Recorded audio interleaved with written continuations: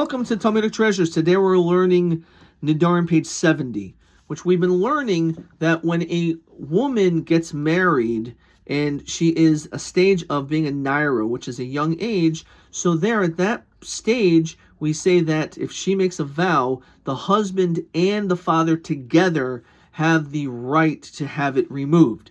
However, if only one of them does so, then in that situation, the vow remains. It has to be that the father and the husband see eye to eye to have it removed.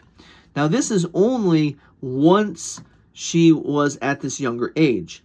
But let's say she's already the stage which is called a bogeres, which is the latest of the stages of maturity, of physical maturity of a woman. And in that situation, she's considered to be legally removed from her father's domain. So if, let's say, for example, a woman who is 18 years old gets engaged and married, so at that point we say that the father has no rights to annul any of the vows. Rather, it's the husband's right. And the Talmud here explains that one of the responsibilities that a husband has for his wife is that he must provide mezonot. Namely, he has to give her food. He has to make sure that she has enough sustenance to be able to live a comfortable life. And there is a link, a connection between being a husband who is a provider, who is able to help and support his wife financially, and therefore, because of that, he's given these legal rights, at least for one day, that if she makes a vow, and usually that vow makes it restrictive in that family, making it a challenging marriage to live in, that he has the rights to have it removed. The father does not.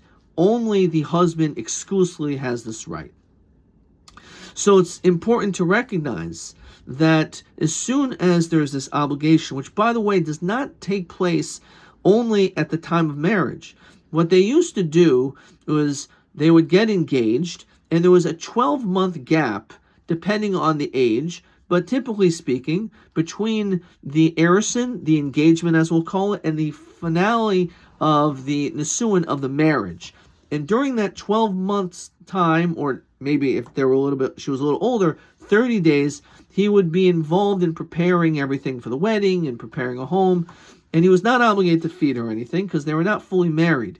But let's say 12 months go by and he still has not yet married her. So then he has to start providing mazonos for her, which, even though many religious Jewish weddings take place very quickly, and there's certainly logic in that, the idea here also is we want this man to be able to prepare a little bit so that when they actually get married, everything will be all set in their relationship so they'll be able to live in a comfortable home.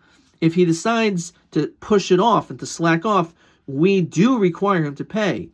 Give her mazonos, give her food. We don't want him just to continue with cold feet and not get married. We want him to, after a certain amount of time, there's no more excuses, and he should be tying the knot and actually marrying her. But again, we see this interesting connection that once we see that he is giving something to her of significance, that gives him rights as well. When it comes to a relationship, we would hope that it's not just a one-sided party.